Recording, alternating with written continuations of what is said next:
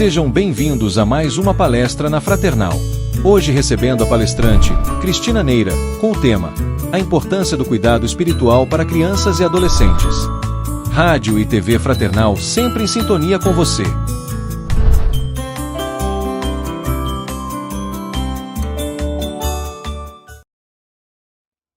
Olá, como você está? Espero que bem. Eu sou a Cristina Neira, estudante da doutrina espírita há um pouco mais de 30 anos. Também sou mãe, esposa, sou mãe de uma jovem de 17 anos. E também sou profissional. Hoje, o objetivo de eu estar aqui é de levar para vocês uma reflexão sobre a saúde espiritual das nossas crianças e dos nossos jovens.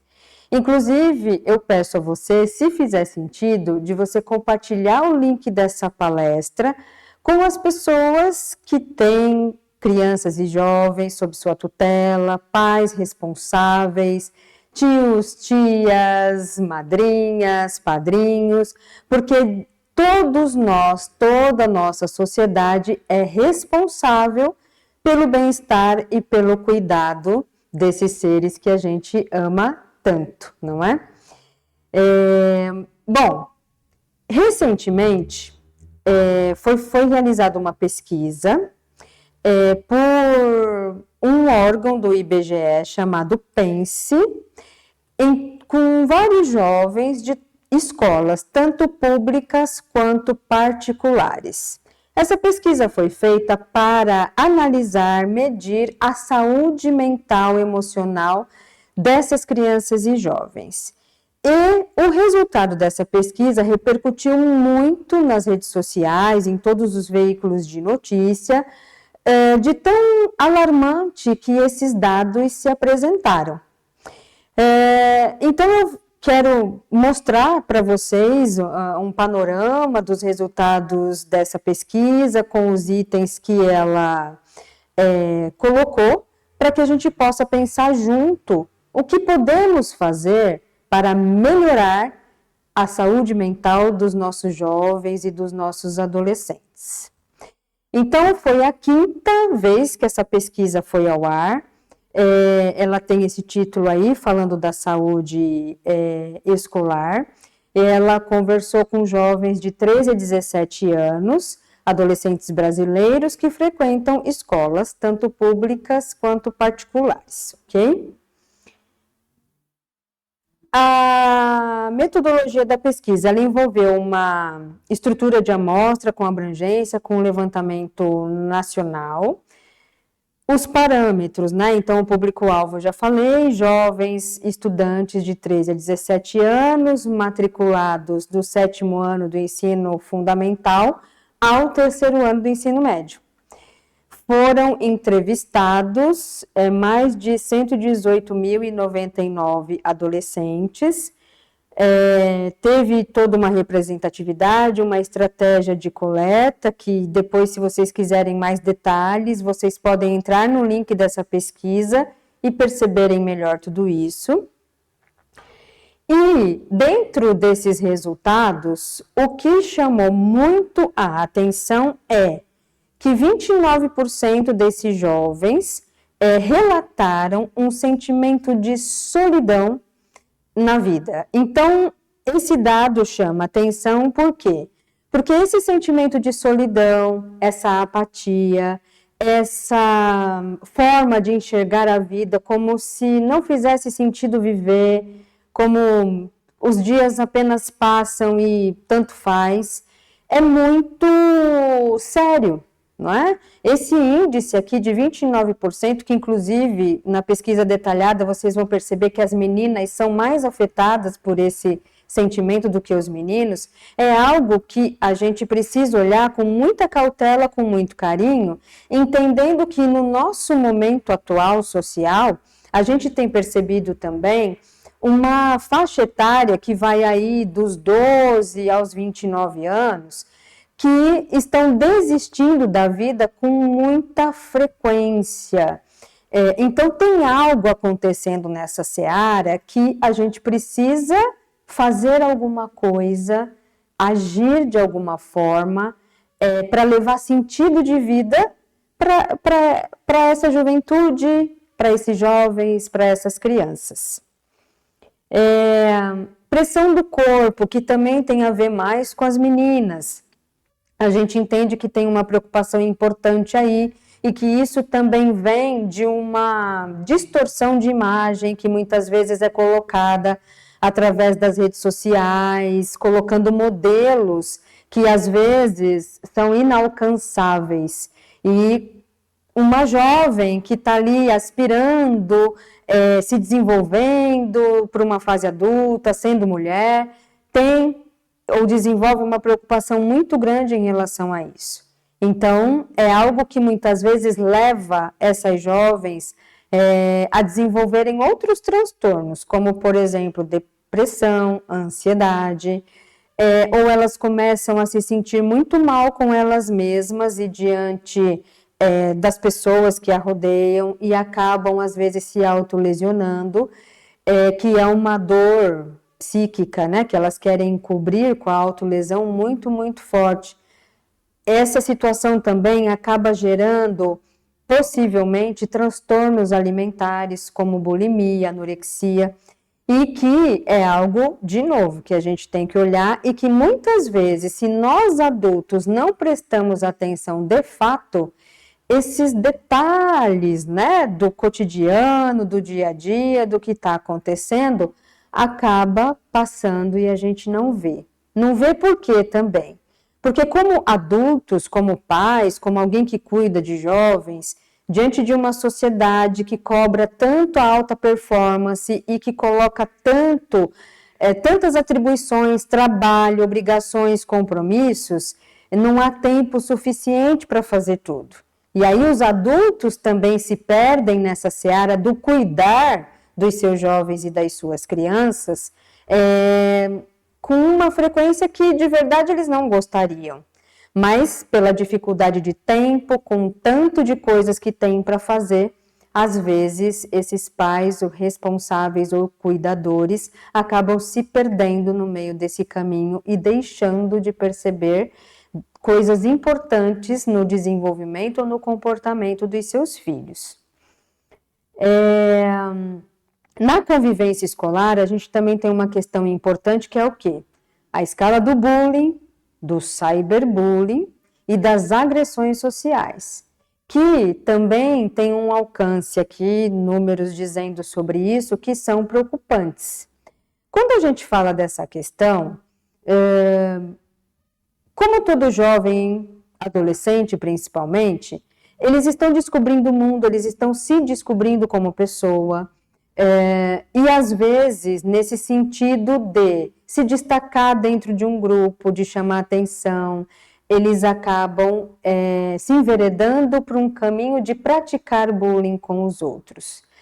Há aquele grupo que sofre esse bullying e que muitas vezes pode gerar traumas em relação a isso, a ponto de desenvolver uma fobia social e não conseguir sair mais de casa em casos extremos.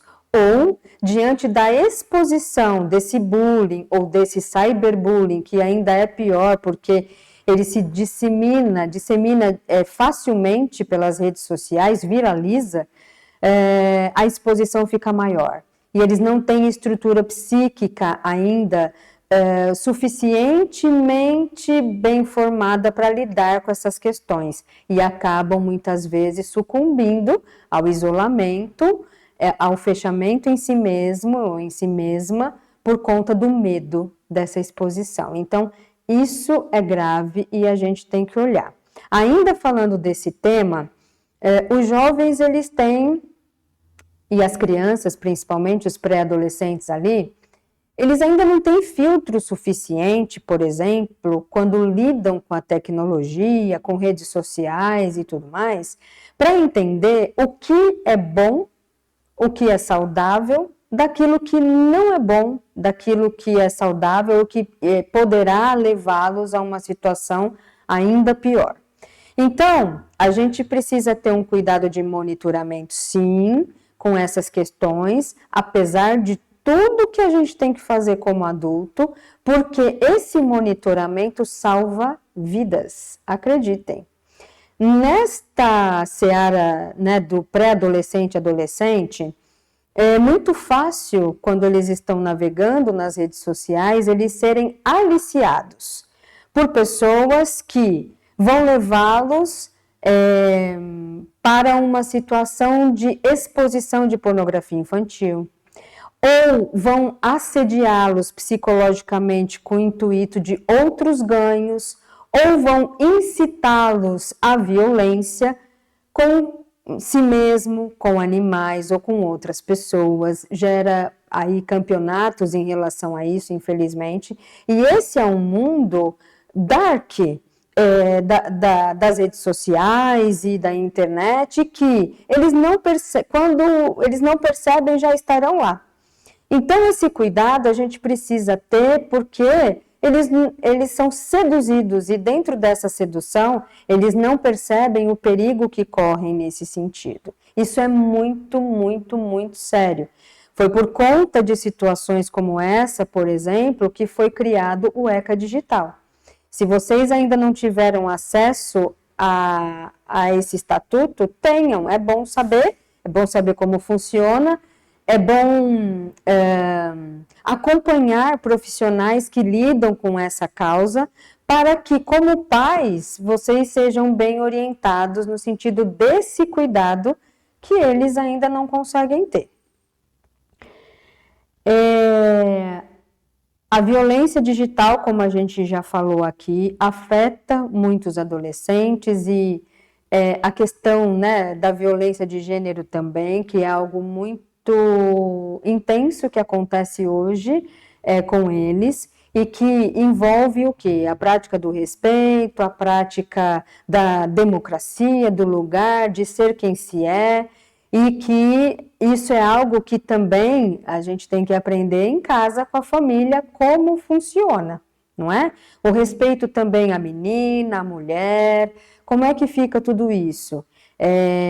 Educação moral a gente tem em casa, e também vocês vão ver com apoio inclusive da doutrina espírita. A questão do suporte psicológico, que é uma necessidade hoje muito mais evidente e potente do que era no passado, a gente ainda tem pouco disso nas escolas. É um trabalho que vem crescendo ao longo dos últimos anos aí, mas que ainda tem muito a ser desenvolvido. Então, eu penso que, como sociedade, como família, a gente pedir, solicitar, entender que esse apoio psicológico nas escolas, ele é importante, e que, se na escola do seu filho não tem, né, você aprender a reivindicar, pode ser muito melhor do que não ter. E nesse sentido aqui, inclusive, eu digo uma coisa, isso vale tanto para a psicologia escolar, quanto para a psicologia clínica, porque a maioria desses casos que eu estou citando aqui, normalmente vai cair na necessidade do acompanhamento psicológico, clínico, e também do médico psiquiatra. E isso é importante, vai ajudar teu filho, vai ajudar a família, inclusive. E se você ainda é aquela pessoa que tem preconceito ou alguma reserva sobre esse tipo de cuidado, eu peço, por favor, que você repense essa questão, porque no mundo que a gente vive hoje, não dá mais para a gente não recorrer a esse tipo de ajuda. O ser humano é complexo, e devido à sua complexidade, ele precisa de várias ajudas ou vários cuidados, e todos esses cuidados juntos, eles formam algo que a gente precisa muito, que é saúde integral, né? A gente tem outros riscos quando a gente fala desse cuidado com criança e adolescente, que é o uso do vape, e que é um cigarro eletrônico e que traz muitos malefícios para a saúde desse indivíduo que ainda está em formação. Não é raro a gente receber notícias de jovens que estão hospitalizados por conta do uso de vape, porque danificou muitos pulmões. Tem gente que, inclusive, morre em decorrência do uso frequente desse instrumento aqui. Então, o jovem, como alguém que está em formação, ele gosta, né? Ele desafia a sociedade, ele desafia a família, ele quer transgredir regras, porque ele quer se firmar neste mundo com uma identidade, com uma característica, e às vezes escolhe caminhos, comportamentos ou usos inadequados para esse fim. E aí vai caber a família orientar e encaminhar para um outro lugar, para um outro comportamento, fazendo com que esse jovem entenda que isso não vai ajudar em nada na vida dele. Como eu costumo dizer, ter filhos e educá-los, prepará-los para a vida adulta é tarefa árdua. Então, para quem tem filho, pensa nisso. Foi uma escolha e a gente vai ter que assumir essa escolha com muita responsabilidade, inclusive para os dois lados, né? Quando se é adolescente, a gente divide responsabilidade, compartilha responsabilidade, porque eles precisam aprender a desenvolver esse quesito para viver no mundo. Senão, eles se tornam adultos que não sabem nem o que é isso, porque se eles foram tanto assim protegidos, se eles foram tão preservados de tantas coisas, eles não vão saber ser responsáveis no futuro. E eu tenho certeza que nenhum pai e nenhuma mãe deseja isso, não é? Indicadores de vulnerabilidade, isso é muito importante, gente, principalmente no que diz respeito às meninas, às jovens, né? Mulher menstrua. Então, essa segurança também de suporte dentro de casa, na escola, nos ambientes que frequenta, é muito importante.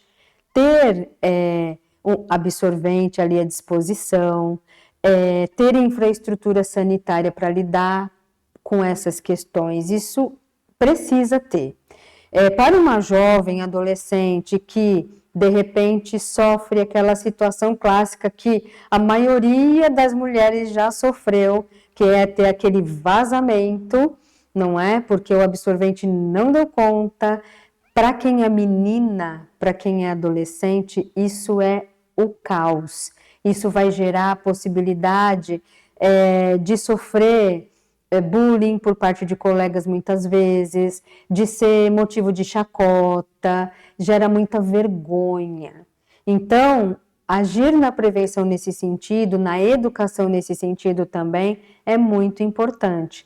A questão da violência sexual contra a menina, infelizmente nós temos percebido notícias ultimamente falando de estupro coletivo, entre jovens, adolescentes. O que está acontecendo, não é? Com essa juventude atual? E de que forma a gente pode atuar para minimizar, no mínimo, ou impedir que isso continue acontecendo na nossa sociedade e com a nossa juventude?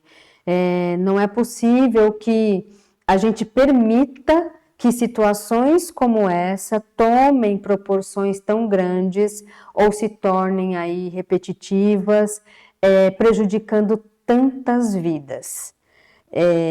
Precisamos olhar para isso porque o nosso teto é de vidro. Isso pode acontecer com qualquer pessoa, qualquer lugar, independente de classe social. Então, se a gente não deseja que os nossos filhos passem por isso, a gente precisa orientá-los devidamente para evitar que esse mal aconteça. Aqui tem os dados, né, de sites e de links que depois vocês poderão consultar se quiserem, tá bom? Vou fechar aqui essa parte para que a gente possa continuar aqui a nossa conversa. Diante de tudo isso que eu estou trazendo aqui para você, tendo em vista que o título da palestra é A Importância do Cuidado Espiritual para Adolescentes e Crianças, o que é que o Espiritismo tem a ver com isso? Muita coisa. Sabe por quê? Porque atualmente, inclusive, a ciência está se dando conta de algo que o Espiritismo já conhece há muito tempo. Recentemente, um grupo de profissionais, médicos, psicólogos, médicos psiquiatras, se reuniram numa universidade lá nos Estados Unidos, na Universidade de Harvard, para discutir, para debater, para conversar sobre a importância do cuidado espiritual para os pacientes. Sejam esses pacientes hospitalizados e que já estão ali num final de vida, passando por um cuidado paliativo, sejam esses pacientes ambulatoriais, então aqueles que procuram ajuda médica por qualquer motivo, sejam pacientes da área da psicologia clínica, que é a minha área, entendendo que dar a importância a esse tipo de cuidado ajuda o paciente a desenvolver a resiliência, a capacidade de lidar melhor com as suas dificuldades de doença e leva muito mais esperança e motivação para a vida, dá sentido de vida. Quando eles estão discutindo lá, eles estão discutindo o cuidado espiritual de forma ampla, inclusive não necessariamente vinculado a qualquer religião. Porém, dentro da doutrina espírita, a gente entende esse cuidado como primordial para a vida. E a gente entende, inclusive, que esse cuidado não anula nenhum outro. A doutrina espírita sempre prega que o cuidado espiritual ele é importante e é necessário, bem como o cuidado médico, o cuidado psicológico, o cuidado que a família tem, o autocuidado que essa pessoa precisa também desenvolver para ela. Na verdade, todos esses cuidados precisam estar juntos, unidos em pró do bem-estar das pessoas e da humanidade, não é? Então, quando eu olho para essa notícia, eu fico muito feliz, porque esse é o nosso objetivo, integrar ciência, filosofia e religião, para a gente se sentir melhor nessa vida, para a gente se sentir melhor nessa sociedade que a gente vive, que também está tão adoecida, não é? E aí, quando a gente fala dessa questão, ou quando a gente se pergunta por que será que a juventude, por que será que as crianças estão passando por tantas dificuldades emocionais e relacionais nesse sentido?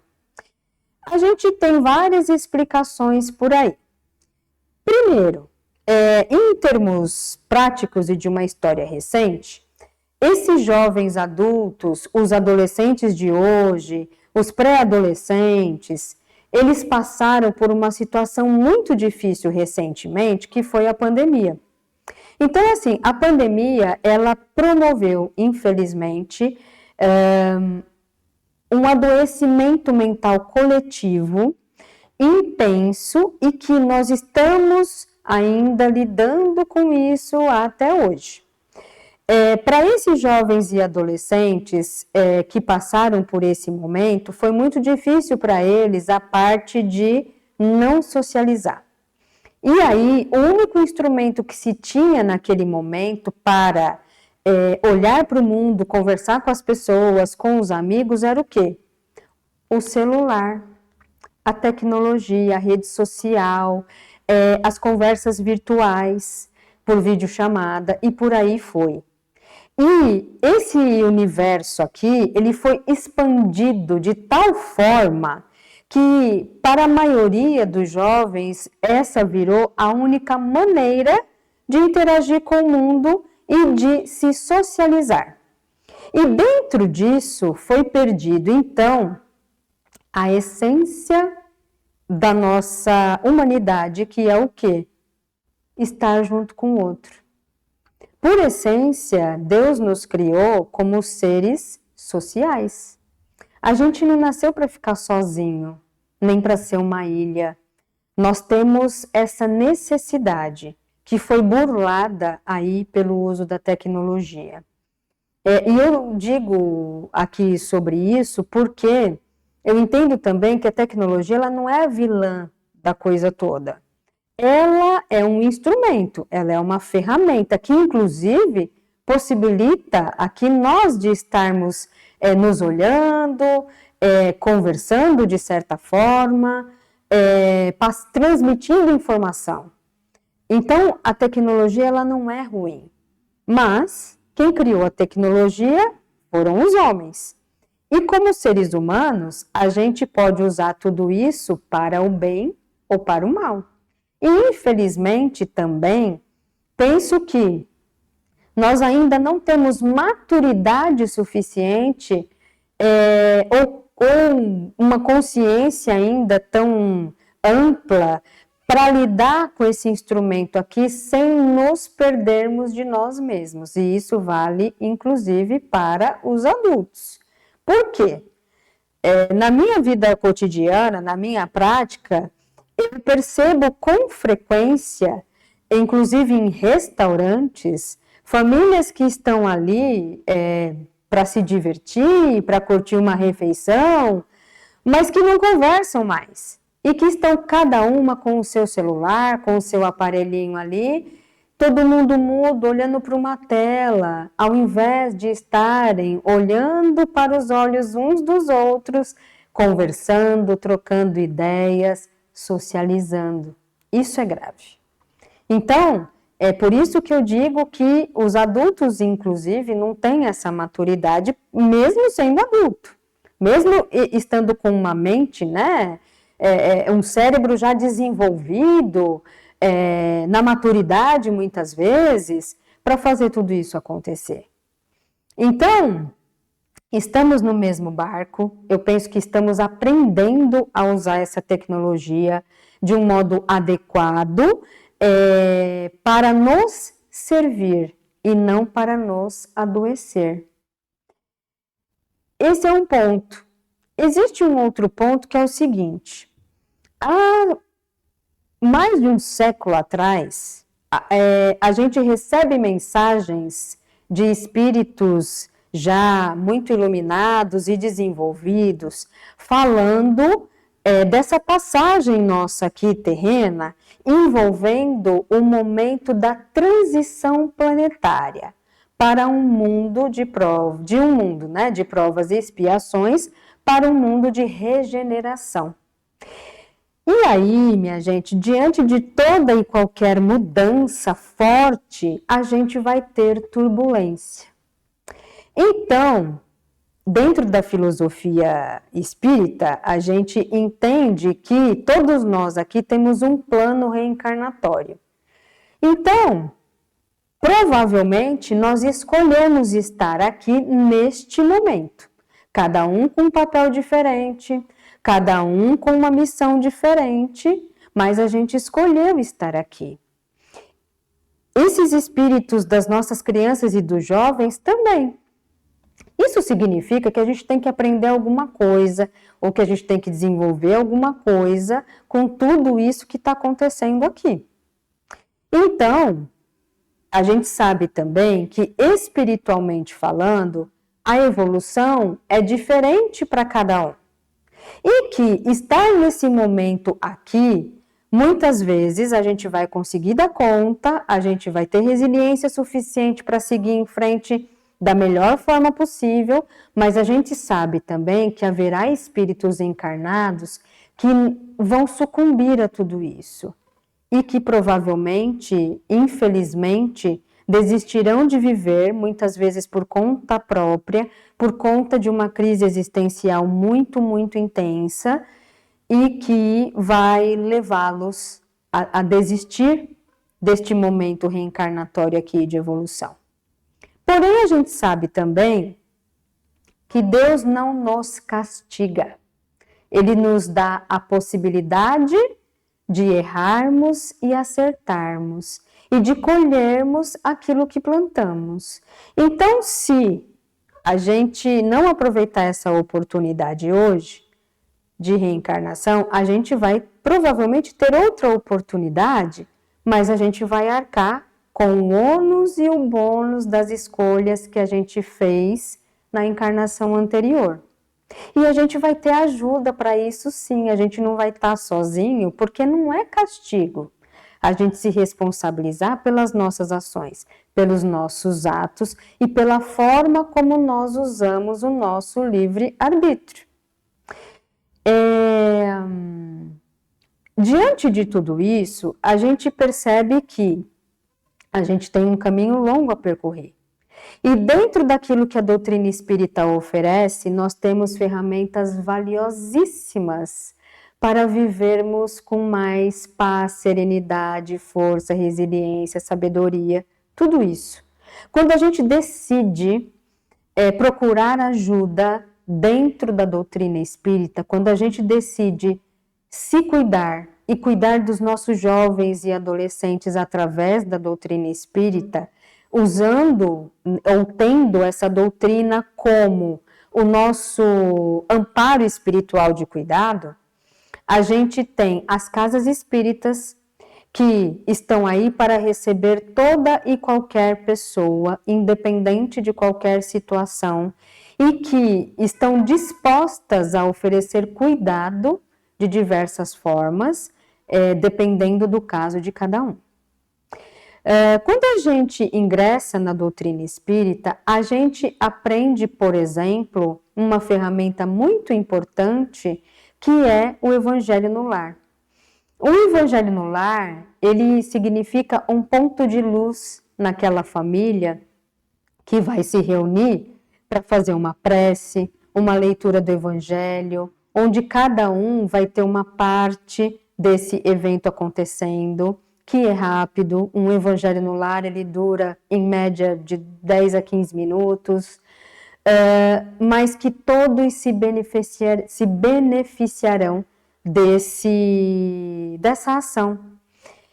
A gente tem também dentro das casas espíritas trabalhos envolvendo a evangelização infantil, que é um trabalho voltado para a doutrina espírita para criança, onde são trabalhados ali conceitos morais e éticos, de relacionamento na família, com os colegas, com ela mesma, com a sociedade de um modo geral, onde ela aprende tudo aquilo que a doutrina espírita coloca, mas de um jeito mais lúdico, de um modo que a criança entenda. Nós temos a escola de pais. Enquanto as crianças estão na evangelização, os pais estão numa reunião que vai envolver assuntos sobre a maternidade, a paternidade, o ambiente familiar, onde esses pais também poderão levar as suas angústias, as suas dúvidas, as suas dores, e que dentro dessa conversa, que não tem julgamento, que não tem crítica, mas que tem muito compartilhamento, compaixão, acolhimento, eles se sentirão mais fortalecidos e se sentirão também percebidos e incluídos num grupo que está falando a mesma língua, que está na mesma página. Nós temos também a mocidade, os grupos de mocidade espírita, que, gente, é um ambiente lindo, que promove inclusão, que promove liberdade de expressão, que promove também, a conscientização desse jovem no mundo, desse jovem dentro e fora da doutrina espírita. A mocidade é um bálsamo na vida desses jovens. E tudo que acontece ali, todos os encontros, eles servem de apoio, de luz, de amparo, para que esse jovem entenda que existe uma vida que é boa de ser vivida. E que, portanto, existe esperança. E que, portanto, o mundo não precisa ser tão cruel, ou tão ruim, ou tão amedrontador, que ele vai conseguir passar por tudo isso da melhor forma possível, e que ele será o sal da terra, e que ele poderá disseminar essa semente do bem e do bem-estar onde ele estiver, com outros jovens com quem ele se encontrar, inclusive fora das casas espíritas. Um outro ponto importante é aquilo que as casas oferecem como atendimento fraterno, como acompanhamento e cuidado espiritual através de trabalhos que têm uma devida duração, dependendo do tipo de comprometimento de cada pessoa, né? Então você vai passar por um trabalho dentro da casa envolvendo o cuidado espiritual magnético, onde você vai tomar passes, onde você vai assistir palestras, onde você vai ser acompanhado espiritualmente para te tirar, né, daquele estado muitas vezes de torpor ou de energias que não são suas, que estão ali meio que te consumindo, te impedindo de evoluir, de crescer, de fazer aquilo que você quer fazer. Pensando hoje nos nossos jovens, nos nossos adolescentes, esse tipo de acompanhamento e de cuidado, ele é essencial. Outra coisa importante é a possibilidade de praticar a fraternidade através de trabalhos voluntários que são direcionados para muita gente, que inclusive às vezes não faz parte da casa, mas é um trabalho que vai ser levado para pessoas, por exemplo, em situação de rua, onde eles vão receber uma sopa que é feita pela casa, um agasalho, um par de meia, um kit de higiene, e que eles terão ali, gente, a palavra de alguém, o olhar de alguém que está prestando atenção neles. O ser humano precisa ser percebido. Uma pessoa nessa condição, normalmente, ela é invisível aos olhos da sociedade. E aí, fazer esse trabalho, gente, é um dos que pode ser feito, né? A gente tem caravanas que vão até localidades oferecer cuidado para as crianças, para famílias, para comunidades diversas. Então, quando a gente reverte também as nossas preocupações, as nossas angústias, as nossas dores, os nossos sofrimentos para o bem coletivo, para o trabalho coletivo, isso também nos ajuda a nos curar de qualquer sofrimento, de qualquer dor. Quando a gente fala do trabalho do orai e vigiai constantemente, nós estamos no mundo e estamos sujeitos a todo tipo de energia. Então, se de repente chega um dia lá, tá fluindo o teu dia, tá indo tudo bem, mas, cara, aconteceu um negócio, te bateu uma angústia, aí você ficou com aquele ressentimento, com aquela ruminação. Respira fundo, faz uma prece, se conecte com o seu anjo da guarda, com o seu mentor, e que você vai sentir uma leveza depois, um amparo depois, um fortalecimento para você seguir fazendo o que está fazendo. E a gente deve orientar os nossos jovens e adolescentes e crianças para essa mesma prática, inclusive. Dentro da família, também outras ações podem ajudar muito, como, para quem tem crianças, né, ainda ali pequenas, acompanhá-las com uma prece na hora de dormir. Quando elas dormem, conversar com elas sobre aquilo que realmente importa, sobre aquilo que a doutrina espírita oferece. Às vezes, há situações de problemas ali espirituais envolvendo as crianças, e que quando a gente tem essas ações, esses problemas tendem a minimizar e elas se sentirem melhores no dia seguinte, por exemplo. A possibilidade de estar em conjunto fazendo uma prece, a possibilidade de se reunir na hora das refeições, sem isso aqui, né? Mas fazendo esse olho no olho, essa conversa, esse compartilhamento, a hora de brincar. Porque, sabe, os pais também devem brincar com seus filhos. Os pais devem também ter um momento de presença presente junto com esses filhos. O que isso significa? É a presença ativa. Eu estou com você, eu estou te olhando, eu estou conversando com você, eu estou te vendo, eu estou prestando atenção em você, eu estou interagindo. Por quê? Falar que é presença, você está do lado do teu filho, com o celularzinho aqui ou com qualquer outra distração, isso não é presença. Isso é existência apenas, como se fosse o computador que está aqui do lado, enquanto eu estou aqui me dirigindo a vocês. Então, gente, de novo, ter filhos é uma missão.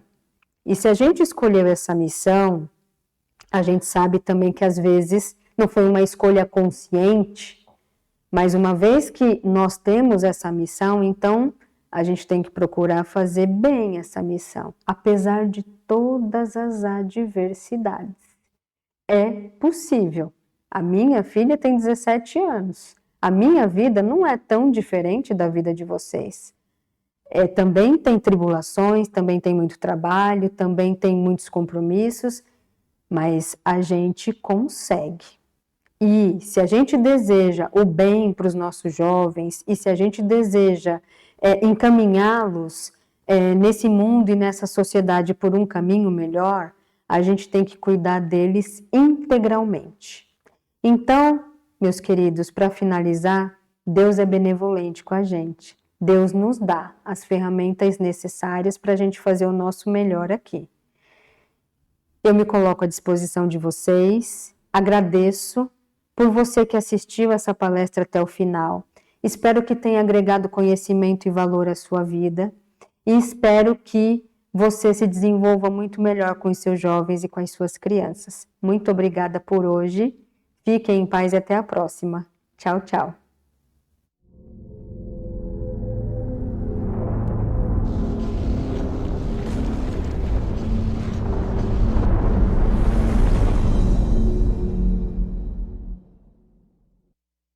Acabamos de apresentar mais um programa Palestra na Fraternal. Sempre uma palestra diferente com temas ligados à doutrina espírita. Assista pelo YouTube, pela TV Fraternal e também no Facebook. Ouça pelo aplicativo da Rádio Fraternal e pelo site fraternal.net.br. Rádio e TV Fraternal, sempre em sintonia com você.